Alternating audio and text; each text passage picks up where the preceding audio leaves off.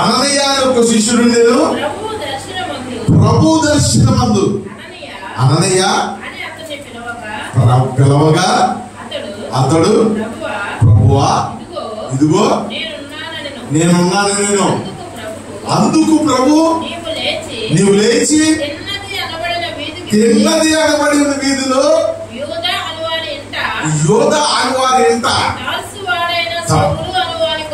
తార్సు వాడైన సౌలు అని వారి కొరకు విచారించుము. ఇదిగో అతడు ప్రార్థన చేయుచున్నాడు. అతడు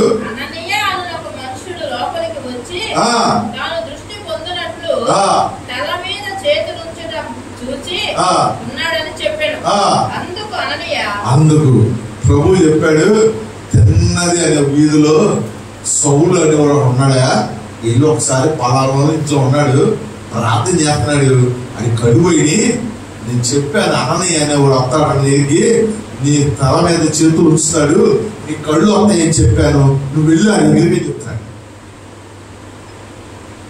అననీయ చెప్తున్నాడు, దేవుడు చెప్తున్నాడు. అననీయ మాట్లాడుతున్నాడు విని చదువు. అందుకు అననీయ ప్రభువా ఎవడో నువ్వు చెప్పావే ఈ సౌలు అనేవాడు, ఈ మనుష్యుడు యెరూషలేములో నీకు తెలియదు ఉన్నాయా, మరి నువ్వు ఎట్టా దేవుడికి ఏం తెలియదుగా మనం చెప్తున్నాడు అన్నమాట. అంటే బాధ కొట్టది పెట్టి బాధలా పెట్టి అననీయ చెప్తున్నాడు, అయ్యా ఆ సౌలు అనేవాడు సామాన్యుడు కాదయ్యా, నీకు ఇక్కడ తెలుసో తెలీదు, యెరూషలేములో పెట్టాడయ్యా బాధలో, ప్రార్థన చేసి వాళ్ళని కొట్టాడయ్యా, తిట్టాడయ్యా, చెరసాల్లో వేయించాడయ్యా. చదువు. ఎంతో కీడు చేసి ఉన్నాడని అతను కూర్చి అనేకుల వలన విన్నాడు, చూడలేదు, వినలేదా?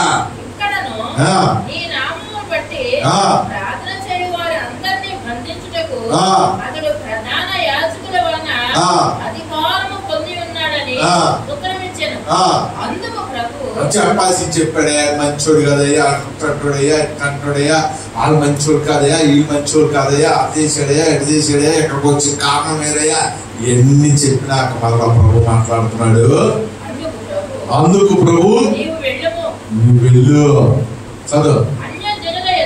అన్య జనుల ఎదుటను రాజుల ఎదుటను ఇశ్రాయేలు ఎదుటను నా నామము భరించుటకు ఇతడు నేను ఏర్పరచుకున్న సాధనమై ఉన్నాడు. ఇతడు నా నామము కొరకు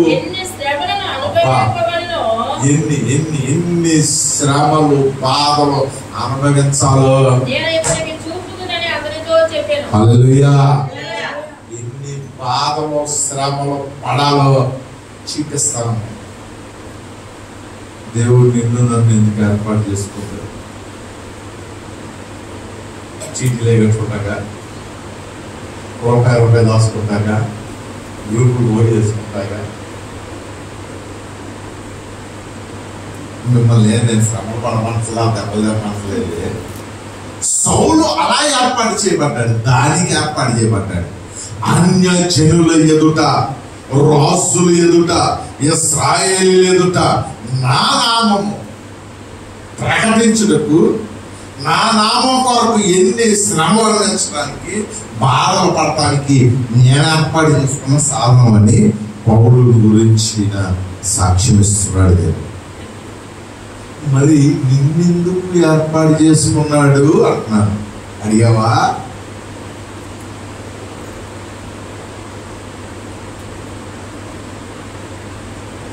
నిన్నెందుకు రక్షించుకున్నాడు? నిన్నెందుకు పిలుచుకున్నాడు? ఉద్యోగం ఉంటాక, ఆశీర్వాదాలు ఉంటాక, ఇల్లు వాటిలో ఉంటాక, డబ్బులు సంపాదించుకుంటాక కాదు. ఆయన అందరికీ ఇస్తాడు దేవుడు. అడగక ముందే నీ అవసరం అంత దేవుడికి తెలుసు. నువ్వు అడగకముందే దేవుడికి అంటే తెలుసు, అన్ని ఇస్తాడు. ఒకవేళ నువ్వు అడిగినే ఇస్తాడు. కానీ నిన్ను రక్షించుకుంటంలో దేవునికి ఉన్న మనసు ఏంటి? సౌలును పౌలుగా మార్చడానికి దేవుడికున్న మనసు చెప్తున్నాడు. అక్కడ సౌలు పట్ల దేవుడికున్న ప్రణాళిక చెప్తున్నాడు. అన్నయ్యకి ఇతడు యెరూషలేము ఇశ్రాయేలీయుల మధ్య అన్యజనుల మధ్య రాజు కనుక నా నిమిత్తం నిలబడటకు, శ్రమపడటకు, బాధలు అనుభవించడానికి అసలు నా భారం ఇంటూ వాళ్ళు పెట్టేశారు. నడితే హల్లెలూయా. నా భారం పౌలు పెట్టేశాడు. దేవుడు భారం పౌలు ఇంజెక్ట్ చేశాడు. శ్రమ వచ్చిన గుడి మానేడు, ఎవరో ఏదో అన్నారు గుడి మానేడు, ఇక ఎవరు నవ్వుకుంటున్నారు గుడి మానేడు, ఇక ఎవరో ఏదో అనుకుంటున్నారని సువార్త ప్రకటించడం మానేడు, ఎవరో ఏదో చెప్పారని మానడం. ఇక ఏది మండయ్య, ఏది ప్రాణం పోయినా సరే నా నిమిత్తం మనుషులు ఎదుటైనను అన్యజనులు ఎదుటైనను అవసరమైతే రాజుల ముందు కూడా నిలబడతా అన్నాడు. హల్లెలూయా. భారం ప్రభు పెట్టాడు. పౌలు పట్ల అటువంటి ప్రణాళిక దేవుడు కలిగి ఉన్నాడు. హల్లెలూయా. నువ్వు నీకున్న భారం ఏంటి?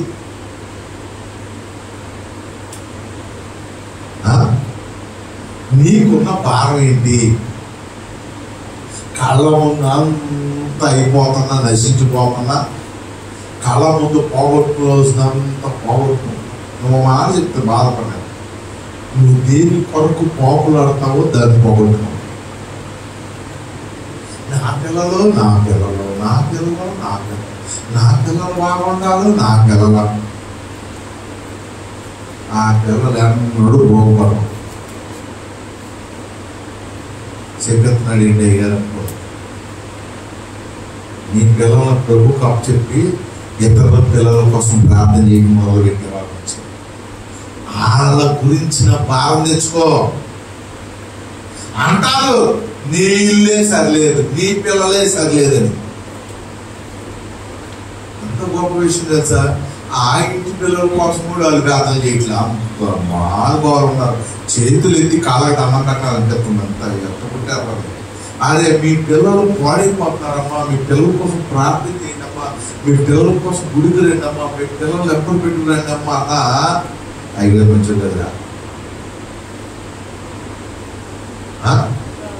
5 మంచోడు కదా అని చెప్తున్నాడు. ఇంకా ఆడు గుడికి ఏమవుతాడు, వాడు ఏం మారుతాడు, వాడు ఏం రక్షణ తీసుకుంటాడు, వాడు ఎలా బాగుపడతాడు? సైతాన్ని పెద్దగా ఎవరు రాని ఒక సైతాన్ని దిగొచ్చే ఇట్లా వీళ్ళే వాడేసుకుంటే చక్కగా ఈ గాడి జీవితంలో గుడిగాడు అని బాబు చేసిన మాట. ఇంకా అయ్యోడుగా మంచోడు అయితే ఇంకే బాగుపడుతున్నాడు.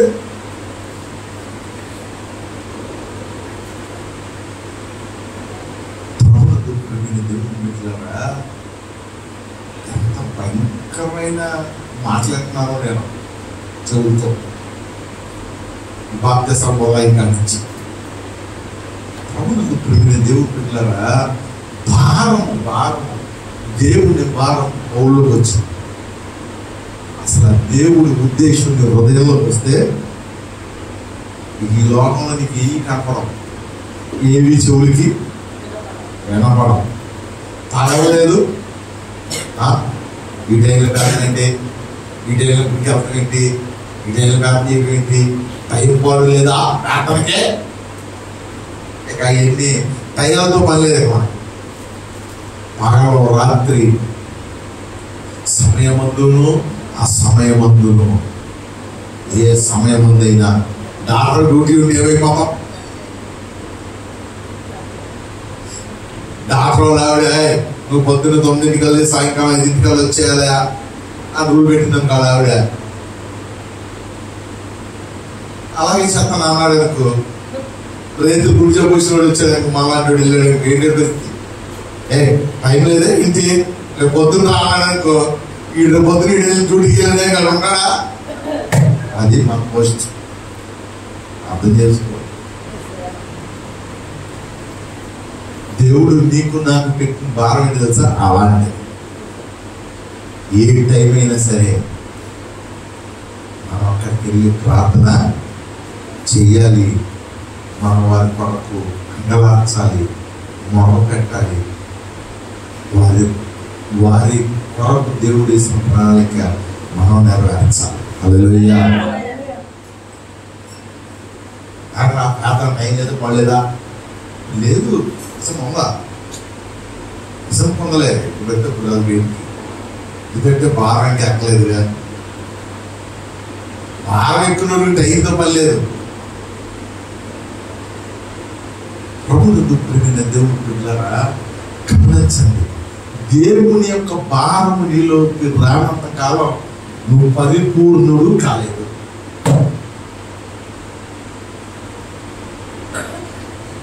అదే దేవుడు పెట్టిన భారం ఇది నాకు అని నువ్వు పగబుద్ధి చెప్తే అసలు అర్థమైపోద్ది.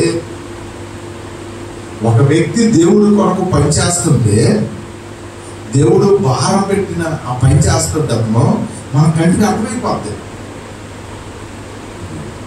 దేవుడు పెట్టకపోతే ఎవరు చేయండి, దేవుడు పెట్టకపోతే ఎవరు ఇలా మారండి, దేవుడు పెట్టకపోతే ఇలాంటి మాట్లాడవో పడరండి, దేవుడు పెట్టకపోతే ఈ రకంగా ప్రయాస పడరండి.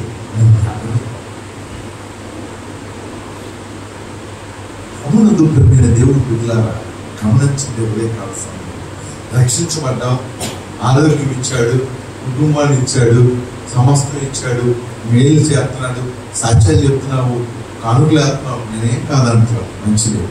కానీ అసలు దేవుడు నువ్వు ఏం చేయాలని ఆశపడుతున్నాడు. సౌలు పౌలులాగా మారి అన్ని జనులు ఎదుట, రాజులు ఎదుట, ఇశ్రాయేలు ఎదుట ఆయన నిమిత్తం నిలబడి శ్రమలు అనుభవించాలని దేవుడు ఆశ. ఆ రకంగా చేయడానికి దేవుడు పౌలుని నిలబెట్టాడు. హల్లెలూయా. నిన్ను దేనికి నిలబెట్టాడు?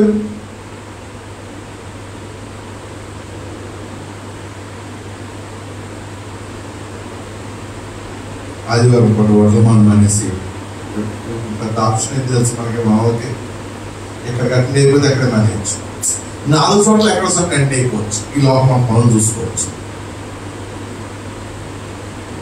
మన వాళ్ళు రాత్రి కాకపోతే చేస్తారు జంక్షన్ వెళ్దాం లేదా పని ఎక్కడేం ప్రార్థనేగా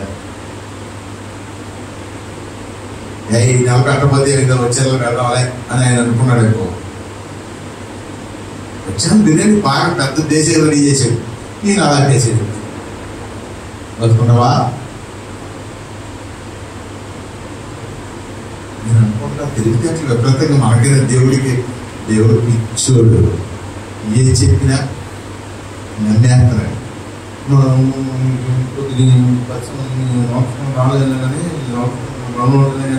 ఏ చెప్పినా నమ్మేస్తాడు. పిచ్చోడు అనుకుంటున్నావా? దేవుడు పిచ్చోడు. ఎదురు చూస్తున్నాడు. ఎప్పటికైనా నా భారాన్ని తెలుసు, ఎప్పటికైనా నేను ఎందుకు రక్షించుకున్నానో తెలుసుకుంటాను, ఎప్పటికైనా నా నాశంగా తెలుసుకుంటాను. పౌలు దేవుడు మనసు తెలుసుకున్నాడు, దేవుడు ప్రత్యక్షం తెలుసుకున్నాడు. మనకి లేవే ఏంటి ప్రత్యక్షతలు బోర్డుగా ఉన్నాయి, లేవా? అయ్యారు గురువులు, అయ్యారు జ్ఞానం ఇచ్చారు, అన్నీ ఉన్నాయి. ఖాళీలు అడ్రస్ అన్నీ ఉంటే ఏమి లేదని, అన్నీ ఉన్నాయి కానీ ఏం లేదు, క్రియ లేదు. వచ్చేసిన ఎంతసేపు ఉంది భారం? శ్రమసేపు ఉంటుంది. అసలు పౌరుకి శ్రమంతోనే భారం అంటది. హల్లెలూయా. శ్రమలోనే భారం అంటది. ఇంకా దాన్ని ఎవరైతే ఇక ప్రత్యేక శ్రమ రావక్కల స్టిల్ ఎనీ టైం శ్రమలోనే ఉంటుంది. దేవుడు నిన్ను రక్షించుకున్నందుకు సంవత్సరాలు రక్షించుకోతున్నాయి కానీ ఎప్పటికప్పుడు పర్లా అప్పుడు 10 చీటీ కట్టాం, వాళ్ళు 1,00,000 కట్టుకుంటున్నాం, అప్పుడు 2,00,000 కట్టాం, ఇదే చూసుకుంటున్నాం. అందుకే రాత్రి ఎలుగులో చెప్పాం, కాలాన్ని ఎరిగి నిద్ర వేసుకోమంటున్నాడు. కాలం ఎండాకాలం వానకాలం తెలుసుకోమట్లా, పరిస్థితులు గ్రహించు. లోకం ఎలా ఉందో, దేవుడు రాకడంత సమీపంగా ఉందాం, ఎక్కడా సేఫ్టీ లేదు. ఆటోలు వెళ్తే చచ్చిపోతారు, ఆటోలు మానేసి బస్సులు. బస్సులు కూడా బస్సులో క్షేమం సురక్షితం ప్రయాణం గమ్యం అని రాస్తారు. ఆటలోనే క్షేమం లేదు, గమ్యం లేదు, పాడు లేదు, వెళ్ళి వచ్చి నిలబడతాయి. వాళ్ళు క్షేమంగా తీసుకెళ్దామనుకుంటారు, ఏదో క్షేమం తప్పిపోతుంది. కారణం ఏంటి తెలుసా? దేవుడు రాకడ సమీపంలో ఉంది. పరిస్థితులు ఎదిగి ఇప్పుడు దాకా ఆత్మీయతలో చక్కగా కూర్చున్నాం. అవి పెరిగినాయి, ఈ పెరిగినాయి, అది పెరిగింది లెక్క చూసుకుంటున్నాం. ఇక ఆ లెక్క ఆఫ్ చేసి ఆత్మీయంగా లేవలేమంటాడు తెలుసా? నిద్రలేవు. హల్లెలూయా. ఆయన రాకడ అతి సమీపముగా ఉంది. ఆయన రాకడ వచ్చే బాప్టిజం తీసుకున్నాగా నేను వెళ్ళిపోతాను అని అనుకుంటే నీ ఎంత పిచ్చో వెళ్ళిపోలేదు. ఆ మాత్రం దాన్ని మేమెందుకు ఎట్లా పరుగులు పెడతాం ఉంటావు?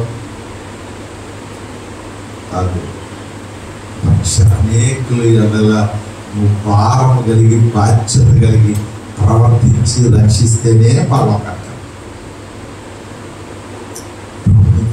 దేవుడి బిడ్డలారా గమనించండి, దేవుని మనసెరుగు. దేవుని మనసు ఎరిగితే అసలు లోపంలో మనం ఏమీ ప్రయాసపడాలి. హల్లెలూయా.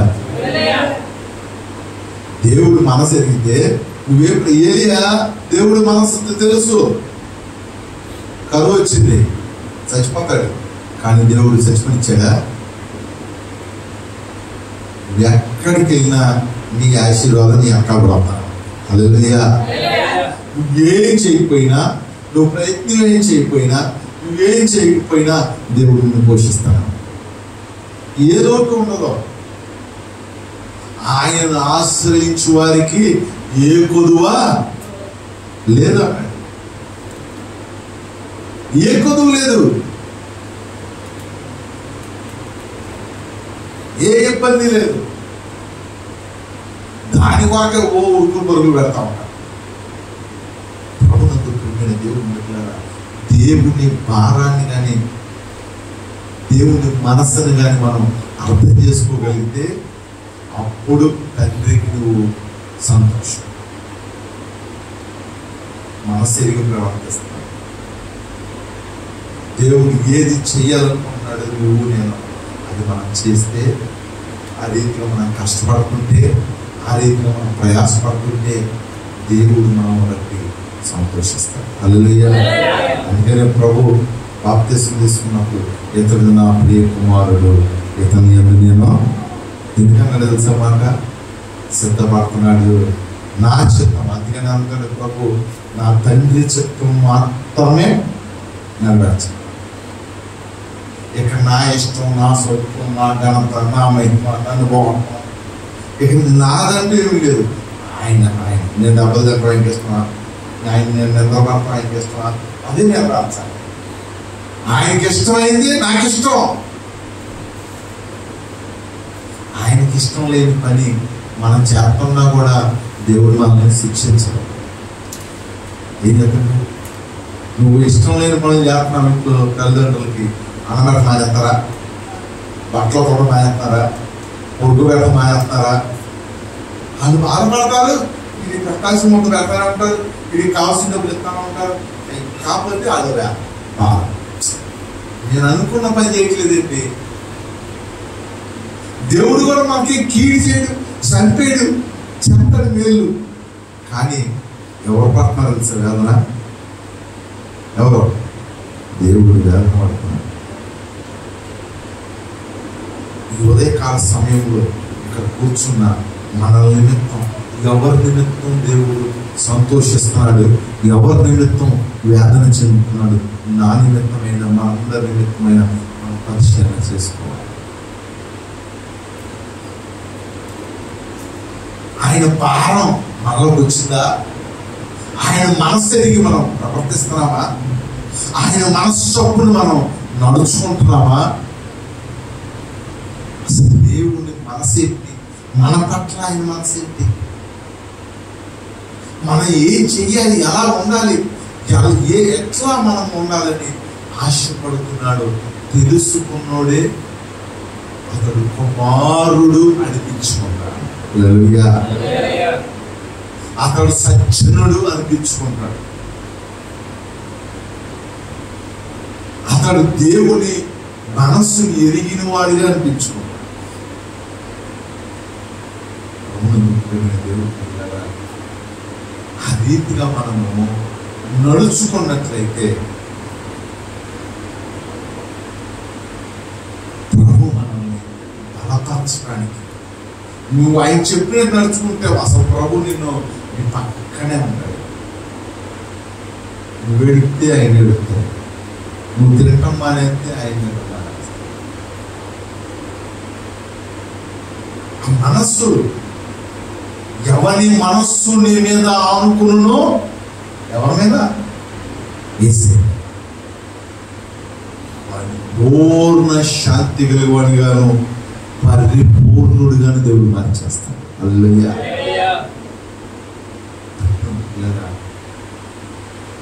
రక్షించబడవలసిన, అనేకం రక్షించాల్సిన భారం దేవుడు ఎవరిని మీద పెట్టాడేమో తెలుసుకున్నా? ఎవరన్నా ఎరిగావా?